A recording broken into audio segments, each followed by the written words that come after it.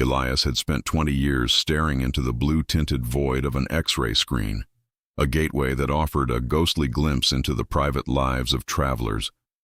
To him, the world was no longer made of people, but of translucent silhouettes, the vibrant neon orange of organic matter, the deep, cold blue of heavy metal, and the murky, uncertain green of plastics. After 2 full decades at Terminal 3, he believed he had mapped the entire geography of human eccentricity. He moved with a heavy, rhythmic exhaustion, his uniform crisp and starched, but his eyes were weary from tracking the flickering ghosts of a million suitcases. He thought he knew the absolute limits of what a person would try to sneak past a government-mandated security checkpoint. He viewed himself as a weary gatekeeper of the mundane, a man who had seen everything from ancient coins to forbidden tropical fruit. The job was a constant mind-numbing cycle of zippers and buckles. He was a veteran of the ordinary, or so he convinced himself, until the morning the gates of the truly bizarre swung wide open. The morning started with a deceptive, heavy quiet that hung over the terminal like a fog. Then came the crate. It was a massive weathered wooden box that required 4 straining handlers to hoist onto the heavy-duty belt. When the X-ray image bloomed onto Elias's monitor, he blinked, rubbed his eyes, and signaled for an immediate manual inspection. As the lid was pried open with a crowbar, the sterile, recycled air of the airport was suddenly replaced by the faint, musty scent of cedar and old, thick fur. Standing there, frozen in a silent, predatory roar, was a full-size taxidermied polar bear. It wasn't just the sheer size of the Arctic beast that stopped the flow of traffic. It was the fact that the bear was meticulously dressed in a custom-tailored, triple-breasted tuxedo, complete with a silk bow tie. The owner, a stone-faced man in a matching suit, claimed it was his essential traveling companion for an upcoming high-society gala. Before we continue, subscribe to the channel and tell us in the comments where you are watching from. Elias watched as the dapper bear was wheeled away, a surreal sentinel of the absurd that left the entire security staff whispering in disbelief. He barely had time to process the strange find before the next anomaly appeared on his screen. A small, nondescript carry-on bag slid through the black rubber curtain. On the monitor, a dense, unmistakable shape emerged from the clutter of clothes. It was the perfect, terrifying geometry of a human cranium. Elias pulled the bag aside and called for a supervisor. The passenger, a woman in flowing linen robes, didn't look like a smuggler. She looked like a gentle grandmother. When Elias gingerly unzipped the bag, the hollow eye sockets of a real human skull stared back at him. It wasn't a plastic replica. It was ancient, yellowed, and heavy. The woman remained remarkably calm, explaining with a soft smile that it was a cherished family heirloom. She insisted it was necessary for a specific ritual she needed to perform at her destination to ensure her ancestors' blessing. To her, it wasn't forensic evidence. It was a sacred relic of her heritage that belonged by her side. Just as Elias thought the day couldn't possibly get more theatrical, a loud, metallic clatter echoed from the oversized luggage line. A man was arguing loudly with a junior agent over a heavy black plastic case. When Elias intervened, the man popped the latches with a defiant, echoing click. Inside sat a massive, professional-grade chainsaw. The pungent, oily smell of gasoline immediately began to waft through the terminal's ventilation system, a major security violation. The man looked at Elias as if he were the one being unreasonable. He explained that he was traveling for a construction job and simply didn't trust the tools provided by the hotel or the site managers. He wanted the comfort of his own sharpened blade, seemingly oblivious to the fact that he was trying to bring a combustion engine filled with flammable liquid onto a pressurized aircraft. Elias felt a profound shift in his perception of his own career. For 20 years, he had viewed the airport as a transit hub, a place of movement and logistics. But today it felt more like a museum of the bizarre, a gallery where the deepest, strangest parts of the human psyche were being unpacked and laid bare on stainless steel tables. These weren't just objects, they were manifestations of obsession, tradition, and pure, unadulterated madness.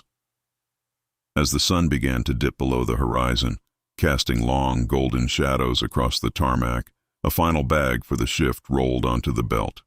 It was a large, soft-sided duffel, vibrating almost imperceptibly. Elias watched the screen.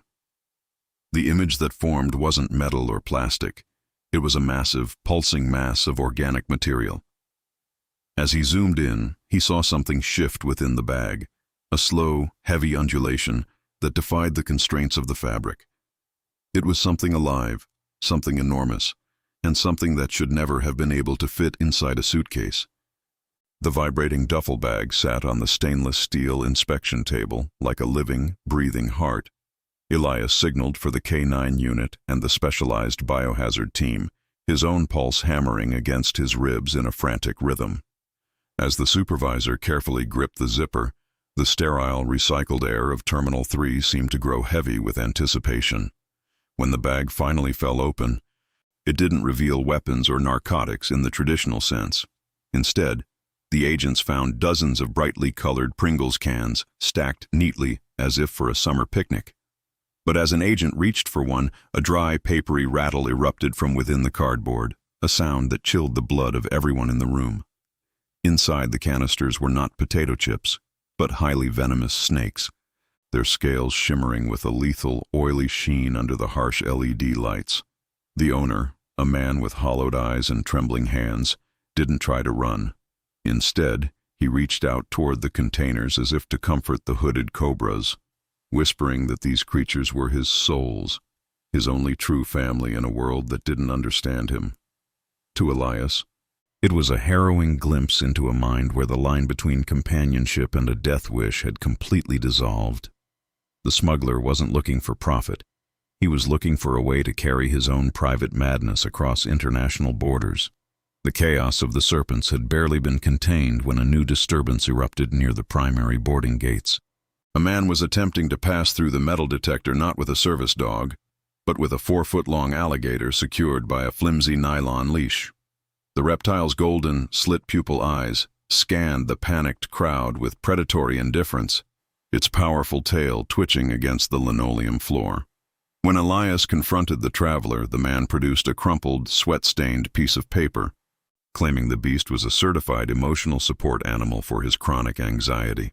The sheer irony of using a prehistoric apex predator to soothe nerves wasn't lost on the weary security team. It was a testament to the modern era's desperate reach for uniqueness, where a living, breathing hazard was rebranded as a therapeutic necessity. The alligator hissed, a sound like steam escaping a high-pressure pipe, before being ushered away into a specialized containment crate by the local animal control officers. Shortly after, a suitcase arrived that seemed to be leaking a thick, translucent trail of slime across the black rubber conveyor belt. Elias donned his blue nitrile gloves, expecting the worst kind of organic decay. Instead, he unearthed a collection of giant African land snails, each the size of a grown man's palm. These weren't mere pets. They were a biological catastrophe waiting to happen. Known for their ability to devour entire ecosystems and carry meningitis-causing parasites, they represented a silent war against the local environment. The passenger, a woman who seemed more annoyed by the delay than the discovery, argued that they were simply garden friends she couldn't bear to leave behind. Elias looked at the slow-moving mollusks and felt a wave of genuine dread. It wasn't just the weirdness anymore. It was the reckless disregard for the world outside the airport walls. Every one of these finds carried the potential to spark a crisis that could last for generations. The physical toll of the shift began to manifest in the slumped shoulders and glazed eyes of Elias's colleagues. They were no longer just looking for knives or forbidden liquids. They were hunting for the impossible and the absurd. Their attention was soon drawn to a man whose gait was unnervingly stiff, his legs appearing twice their natural girth beneath baggy cargo pants. When he was pulled into a private screening room, the reality was more grotesque than any weapon. Dozens of live pigeons had been meticulously wrapped in cloth tubes and taped directly to his calves and thighs. The birds were silent, drugged into a stupor, their small hearts beating frantically against the man's skin. The traveler didn't flinch as the tape was cut. He only lamented the lost profit of the rare breeds he was attempting to trade. Elias took a moment to lean against the cooling fans of the X-ray machine. the hum of the airport blurring into a dissonant symphony of overstimulation. He saw the reflection of his team in the glass, men and women who had signed up to protect travelers but ended up as zookeepers of the bazaar. The exhaustion was more than physical. It was an emotional erosion. They were guarding a gate that seemed to lead directly into a collective fever dream. Just as he prepared to signal the end of the rotation, a black, reinforced trunk hit the belt with a heavy metallic thud that vibrated through the floorboards. On the monitor, the image that appeared didn't look like a pet or a snack. It was a dense, intricate web of wiring, lead casing, and a central core that resembled a tactical warhead. The air in the room seemed to vanish as the radiation pager on Elias's belt began a slow, rhythmic chirp. The chirp of the radiation pager wasn't a false alarm, but it wasn't a dirty bomb either. Inside the reinforced black trunk lay the unmistakable silhouette of an anti-tank mine. The cold, olive-drab metal seemed to absorb the light, casting a shadow of danger over the checkpoint. Even though the primary explosive charge had been hollowed out, leaving the device technically inert, the mere presence of such a weapon triggered a Tier 1 lockdown. Panic rippled through Terminal 3 like a physical wave. Gates were slammed shut, the automated system began a loop of evacuation orders, and the pulse of the airport ground to a silent halt. Elias stood his ground as the bomb disposal unit moved in with heavy grace. It was a reminder that the perception of danger is just as disruptive as the danger itself. Once the terminal breathed again, the conveyor belt resumed its mechanical crawl. Not long after, a weathered backpack yielded a nightmare made of steel. It was a replica of the Freddy Krueger glove, each finger tipped with a 6-inch razor-sharp blade. The craftsmanship was precise, the metal scarred to look like rusted iron. The passenger, a horror enthusiast heading to a convention, couldn't understand why he couldn't carry his prop into the cabin. Elias ran a gloved thumb near the edge of a blade, feeling the malevolent intent forged into the metal. It wasn't just a movie prop. It was a weapon that could open a human throat with a single flick of the wrist. The absurdity reached a fever pitch when a massive crate was flagged for heat signatures. Inside was a full-scale Iron Man suit, a masterpiece of backyard engineering. However, the suit's integrated batteries had begun to swell and vent acrid smoke. The chemical tang of a battery fire filled the air, forcing Elias to deploy a specialized suppression blanket before the situation turned into a localized inferno. The fan who had spent years building it looked on in heartbreak as his masterpiece was treated like a hazardous waste spill. It was the intersection of obsession and technology, a reminder that even our harmless fantasies can be combustible under the right conditions in Terminal 3. Amidst the madness, a more human tragedy unfolded.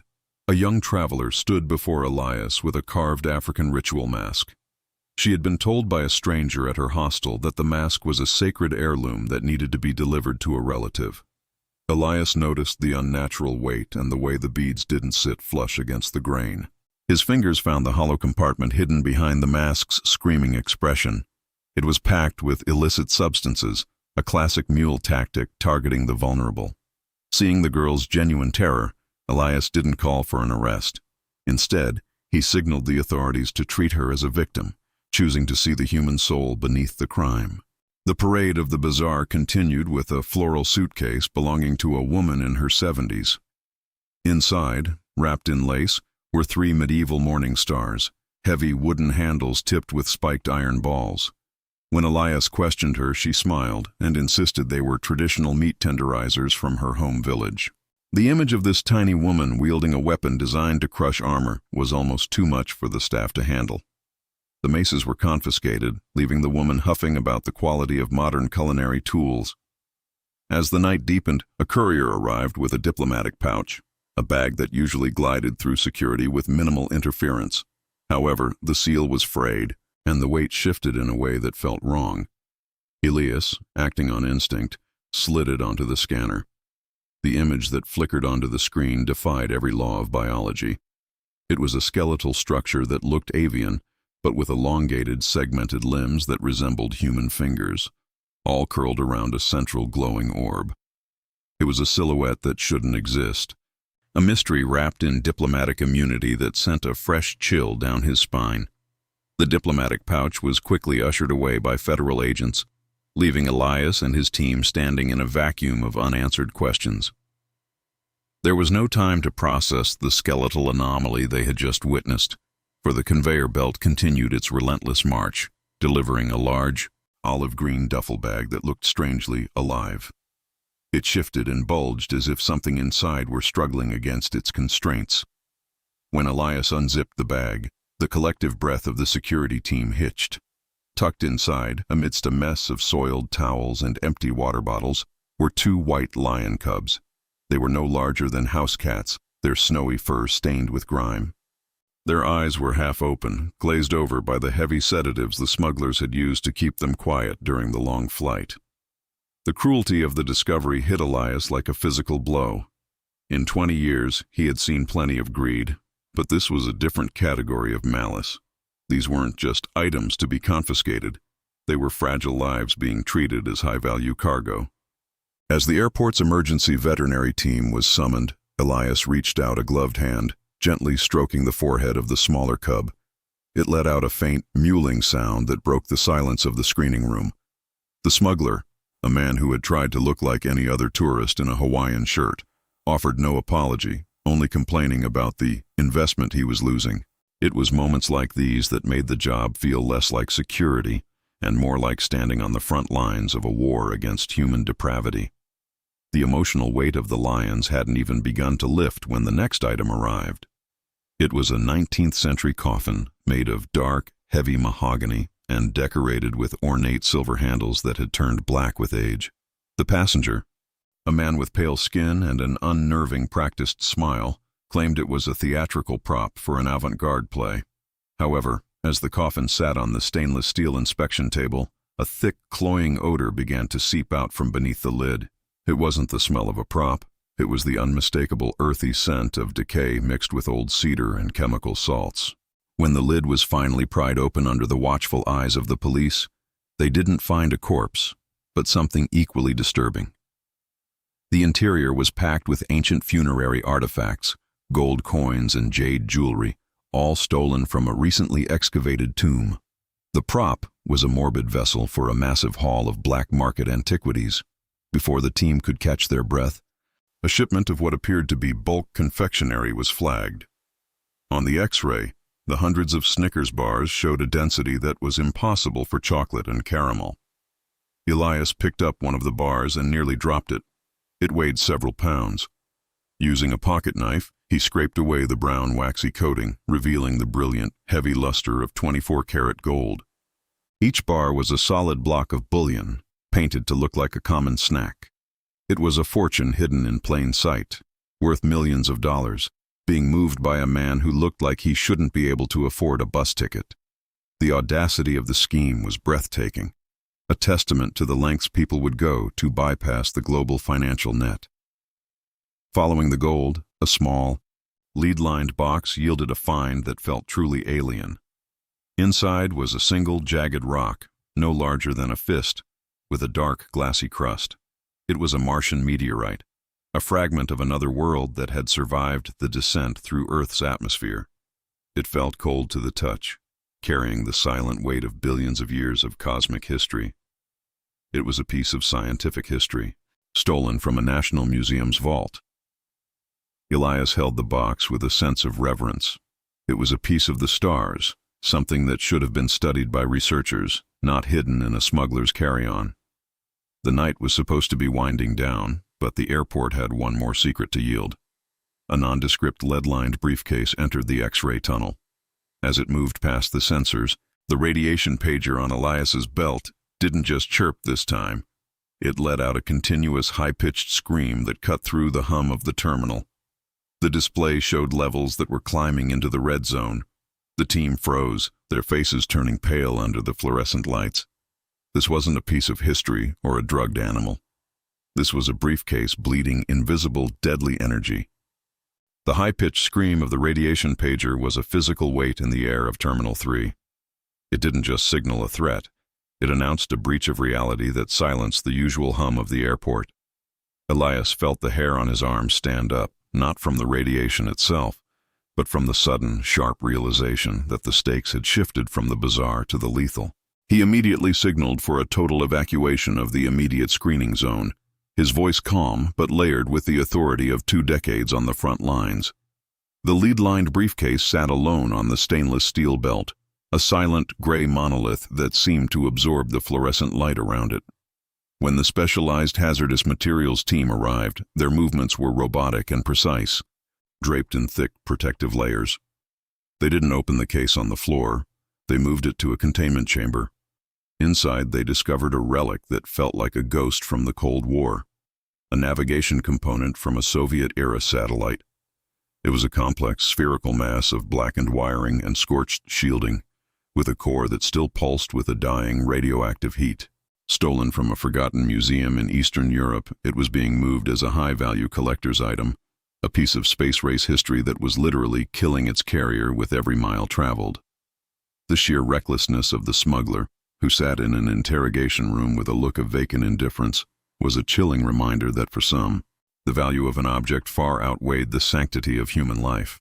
As the hazmat team cleared the area, the belt resumed its rhythmic clanking, seemingly indifferent to the brush with catastrophe. The next item to stop the gears was a simple, oversized glass jar nestled inside a leather doctor's bag. On the screen, it looked like a chaotic mass of small, jagged pebbles. When Elias pulled it out, a wave of cold nausea washed over him. It was a jar filled with over 4,000 human teeth. There were molars, incisors, and wisdom teeth, some still clinging to fragments of dried brownish tissue. The owner, a man claiming to be a retired dentist, insisted they were his personal collection, a lifetime of extractions he could not bear to leave behind when moving across the ocean. There was no documentation, no medical permit, just thousands of tiny, calcified monuments to human pain, rattling against the glass like macabre dice. It was a moment where the line between professional eccentricity and genuine madness blurred into something Elias could not find a name for. A physical manifestation of a mind that had spent too long staring into the mouths of others. He had barely washed the phantom sensation of the teeth from his thoughts when the scanner flagged a crate of artisanal sourdough bread. The loaves were beautiful, dusted with fine flour and scored with the expert precision of a master baker. But the X-ray revealed a crystalline heart inside each crust. Hidden within the dough were thousands of high-clarity diamonds, baked into the very center of the loaves. The smuggler had hoped the organic density of the bread would mask the structural signatures of the gems, but the machine saw through the deception. It was a masterclass in culinary smuggling, a fortune in stones hidden within the most basic of human sustenances. Elias looked at the diamonds, then at the bread, realizing that for some, even the staff of life was merely a vessel for greed. These objects were more than just contraband. They were the physical manifestations of human obsession, the weights that people chose to carry across borders in the hope of changing their lives. The tension in the room finally snapped when a man in a heavy winter coat tried to push past the screening station, clutching a dripping canvas sack. The smell hit Elias first, a raw metallic odor of fresh blood and wet fur. When the man was intercepted, he did not surrender. He backed away, his eyes wild and darting, reaching for a concealed blade in his waistband as the bag fell to the floor. It burst open, spilling dozens of severed bear paws across the tiles. They were destined for the black market of traditional medicine, a grisly harvest of the wild that turned the floor of Terminal 3 into a crime scene. The high-stakes standoff lasted only minutes before the smuggler was tackled, but for Elias, it was the final proof that he was no longer just a guard, but a witness to the darkest corners of the human spirit. Yet, the night had one final, impossible revelation. As Elias moved to clear the last of the abandoned luggage, a small silver canister rolled off the belt. It had no weight on the X-ray. In fact, it did not show up at all. It was a void in his palm, an object that defied every physical law Elias had learned in 20 years. A discovery so strange it should not exist in the physical world. The silver canister Elias held was a hollow promise, a sophisticated piece of electronic counter-surveillance designed to mask whatever followed. It was a decoy, a masterfully crafted diversion meant to occupy his attention while the true prize slipped past on the oversized baggage line. He dropped the canister into a plastic bin and turned his gaze toward massive crates marked as stage equipment for a rock band's world tour. On paper, They contained subwoofers and lighting arrays. But as the first crate groaned through the industrial-sized scanner, the monitor displayed a skeletal structure that defied musical logic. It was item 20, the apex of this night's long descent into the bizarre. A full-sized, state-of-the-art prototype military drone. Its carbon fiber wings were detached and secured to the crate's interior with reinforced straps, and its belly housed a modular bay for high-altitude surveillance sensors. This wasn't the work of a lone smuggler. This was a shadow operation using the chaotic logistics of a global tour to move classified technology across sovereign borders. The discovery triggered a silence in the room more profound than any alarm. Within minutes, the terminal was no longer under local control. Men in dark, nondescript suits, moving with the practiced precision of ghost operatives, flooded the screening area. They didn't shout, they simply took command, sequestering the road crew and cordoning off the crates with an efficiency that suggested they had been waiting for this exact moment. Elias stood back, his shoulders against the cold tile of the wall, watching as the prototype drone, a weapon of invisible wars, was wheeled away under heavy guard. The international authorities had arrived to handle the fallout of a breach that could have shifted the balance of regional power. The game was over. The high-stakes standoff concluded not with a bang, but with the quiet click of handcuffs and the rustle of official reports being signed in the shadows. As the first light of dawn began to creep through the glass panes of Terminal 3, painting the concourse in shades of bruised purple, Elias took a long, shaky breath. He began to mentally catalog the 20 items that had transformed this routine shift into a journey through the fringes of human nature. He thought of the taxidermied polar bear in its tuxedo and the human skull that was a family heirloom. He remembered the hissing nightmare of the Pringles can snakes, the emotional support alligator, and the invasive snails that could have leveled an ecosystem. His mind flickered to the man with pigeons strapped to his legs, the terrifying silhouette of the anti-tank mine, and the sharpened steel of the Freddy Krueger glove. He recalled the smoking Iron Man suit, the cursed ritual mask that hid illicit substances, and the medieval maces a grandmother called kitchen tools. The tragic sight of the white lion cubs still ached in his chest, contrasting with the hard greed of the Gold Bar Snickers and the stolen Martian meteorite. The radioactive satellite component and the jar of human teeth felt like remnants of a fever dream, as did the diamond-stuffed sourdough and the bloody harvest of bear paws. These 20 objects were more than just contraband. They were the physical residue of human obsession and greed. Elias realized that after 2 decades on the belt, he had finally understood the fundamental truth of the airport. It was a sieve that caught the weights people tried to carry when they thought no one was looking. Every bag was a story, a vessel of a person's hidden life, and some stories were simply too heavy or too dark to ever be allowed to fly. His shift was technically over, but the machinery of the terminal never truly stopped. He watched the next bag, a dented lime-green suitcase, approach the belt. He reached out to guide it, knowing the craziest thing was always the next one in line. Every zipper held a secret. As he prepared to scan the green bag, a new, unidentified alarm began to blare from the sorting system, a sound he had never heard in 20 years, sharp and urgent. Elias didn't look away. He simply adjusted his gloves and waited for the screen to reveal the next truth.